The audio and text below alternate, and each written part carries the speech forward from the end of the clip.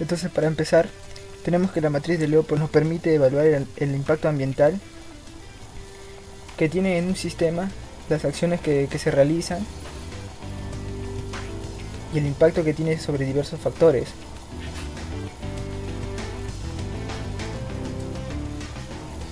Entonces ubicamos las acciones en las columnas de la matriz.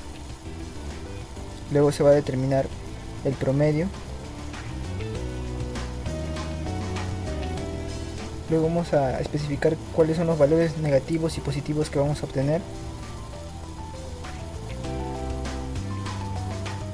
Y en las filas vamos a tener a los factores, que vendrían a ser, como ya les había mencionado, aquellos factores que se van a ver afectados con las acciones que se tengan en el sistema. Estos factores pueden ser agua, tierra, suelo, salud, etc. Y las acciones pueden ser, por ejemplo, producción de harinas y cosas así. Entonces, en las acciones se va a determinar también con puntajes la magnitud y la importancia. La magnitud vendría a ser el impacto que viene teniendo en el sistema en los factores, y la importancia vendría a ser la importancia con respecto al proyecto.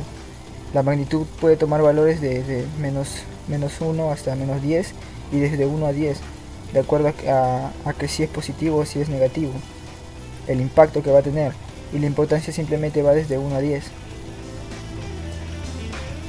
Para sacar los promedios, entonces, lo que tenemos que hacer es multiplicar la magnitud por su importancia de acuerdo a la acción, y sumándola por la magnitud y la importancia con respecto a las otras acciones. En este caso vendría a ser desde 1 hasta el número de acciones para sacar el promedio por factor. El promedio por el impacto que vendría a tener cada una de las acciones en el factor.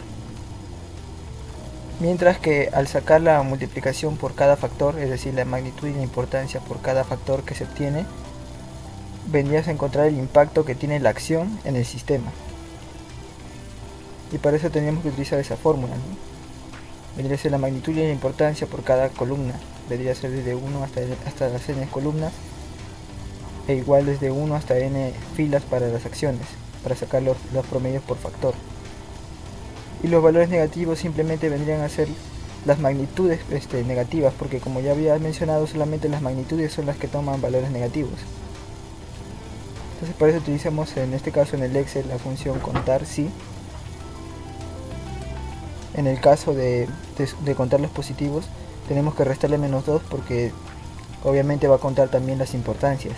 Entonces, por eso es que tenemos que restarle menos 2. Utilizamos la misma fórmula. Para en el caso de los factores sería mucho más fácil, porque solo seleccionamos las celdas de las magnitudes. Y ya no haría falta restarle para el caso de los positivos, sino simplemente seleccionar las magnitudes. Como verán, se cuenta solo.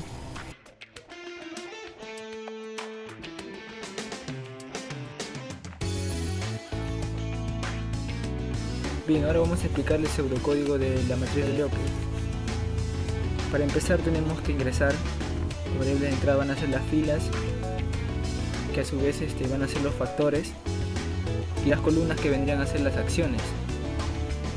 Entonces hacemos los ciclos convencionales para ingresar los valores en una matriz, que sería el primer para las filas y el segundo para las columnas. En este caso, las filas, como dijimos, serán los factores, y las columnas van a ser las acciones por 2. Esto debido a que por cada acción se tienen que ingresar los datos, tanto de la magnitud como de la importancia. Entonces esto hace que se dupliquen los valores a ingresar. Justamente por esto es que cuando j sea impar, es decir, cuando j mod de 2, es decir, el resto de j entre 2 sea diferente de 0, es decir, es impar, se escribe que el mensaje de que se va a ingresar la magnitud. Por otro lado, cuando es par, se va a ingresar la importancia, y así es como vamos a dividir los valores de la matriz de Leopold para la magnitud y la importancia de nuestra matriz. Bien, una vez acabados estos dos ciclos para la lectura de los datos de nuestra matriz, vamos a pasar a esta parte, donde vamos a recorrer con un ciclo para todas las filas vamos a utilizar un acumulador para la suma de los promedios que ya vimos en la explicación. También un acumulador para contar los valores negativos por las filas, los valores negativos de las magnitudes, y también los valores positivos con el otro acumulador. Entonces vamos a recorrer también con otro ciclo para, desde un J que va desde 1 hasta A por 2, como ya lo habíamos mencionado. Pero en esta parte vamos a hacer que si el resto es par, entonces vamos a hacer la multiplicación de la posición I de la fila I, que vendría a ser de la fila 1 en el primer caso, a la posición J, que vendría a ser la posición en este caso de la importancia, multiplicándola por la posición J-1, que vendría a ser el valor de la magnitud, y luego se suma. Es decir, que al hacer esto va a hacer que de 2 en 2 se vaya haciendo esta multiplicación y se vaya sumando para sacar el promedio. El SF, como lo habíamos mencionado, es el acumulador de los promedios. Entonces, para evaluar si la magnitud es negativa, simplemente hacemos la comparación dentro de esta condicional, de la primera condicional, que si es que el valor de la posición J-1, como ya habíamos mencionado, que vendría a ser el valor de la magnitud, si es menor que 0, entonces va a ser negativo y lo vamos a contabilizar. De lo contrario, es un positivo. Entonces esto también nos da a entender que vendría a ser un positivo. En el caso de que sea 0, simplemente no lo va a contabilizar. Bien, entonces saliendo de este ciclo, el primer valor del acumulador se va a agregar a la fila 1 una vez que se acabe de evaluar todas las columnas posibles. El valor de NF, que vendría a ser contar el número de negativos de la primera fila, o de la fila I en este caso, igual para los valores positivos. Con esto recorreríamos todas las filas y ya tendríamos las sumatorias de los promedios para las filas, para los factores, y también contabilizando las magnitudes negativas y las magnitudes positivas. Ahora vamos a utilizar para recorrer las columnas un factor K, que va a empezar desde 2. Bien, con el primer ciclo que comienza desde 1 hasta A, es para recorrer todas las acciones. En este caso ya no va a ser A por 2, sino vamos a recorrer solo las acciones, es decir, se va a evaluar el cálculo que sigue el número de acciones que se va a tener nada más. Para eso vamos a utilizar un SC, que vendría a ser la sumatoria por columnas, un NC, el número de negativos por columnas, y el PC, el número de positivos por columnas. Ese es el significado de esas tres acumuladores. Bien, entonces recorremos ahora con el ciclo para desde J, que irá desde 1 hasta A por 2, como ya lo habíamos mencionado. Y ahora vamos a ver de que cuando J sea menor o igual que F, es decir, que las filas, entonces se va a hacer este cálculo de que la sumatoria va a ser igual a M de la posición J, es decir, de J que va a recorrerse desde 1 hasta A por 2, va a ser el acumulador o el contador de las filas. Entonces es por eso que tiene que tener ese tope. Ya no va a ser como en el anterior caso que habíamos visto que J era el contador de las columnas, entonces tendría el límite desde A por 2, pero en este caso no, debe tener el límite desde F, porque va a ser ahora el acumulador para las filas. Es por eso que tiene esa restricción.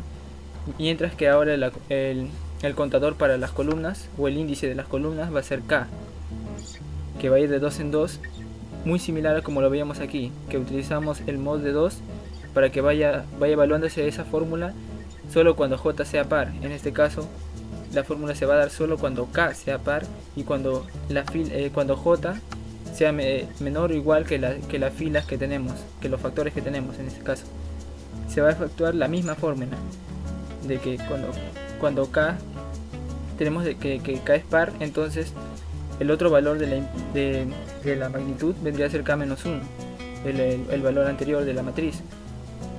Y entonces simplemente hacemos la sumatoria, que ya conocemos, el acumulador, y hacemos la misma evaluación. Como K, como les dije, funciona como el índice de la columna, entonces cuando M, el valor de la matriz M de la posición K-1, J K-1 es menor que 0, entonces se contabiliza como negativo y se incrementa el acumulador. Aquí vamos a tener otra variante, entonces K solo se va a incrementar de tal manera hasta que, mientras que K sea menor que a por 2. Es decir, esta condicional funciona como un mientras, ya que está dentro de un para. O sea, de tal manera que solo si es que k es menor que a por 2 se va a seguir incrementando, de lo contrario no. Bien, entonces tras ver eso, hacemos la misma asignación similar. El vector a, BA, va a tomar los valores de cada promedio por cada columna. El vector BMNA va a tomar el valor de las magnitudes negativas de cada acción. Y el vector BMPA va a tomar el valor de las magnitudes positivas por cada acción. Es por eso que llevan esos nombres. Y bien, y simplemente con eso acabaríamos nuestro algoritmo de la matriz de Leopold. Luego utilizaríamos los ciclos convencionales para simplemente escribir la matriz, para mostrarla como estaría en el Excel. Utilizaríamos los ciclos para mostrar los vectores, el vector que contiene los promedios de las filas, de los factores, el vector BA que contiene los promedios de las acciones, de las columnas, y en el caso también de los valores negativos los mostraríamos como el vector que contiene los valores por factores, los positivos por factores, los negativos por factores, los positivos por acciones y los negativos por acciones. Simplemente cerraríamos los ciclos para corroborar que todo el algoritmo esté correctamente, que no hayamos cerrado mal algún ciclo para.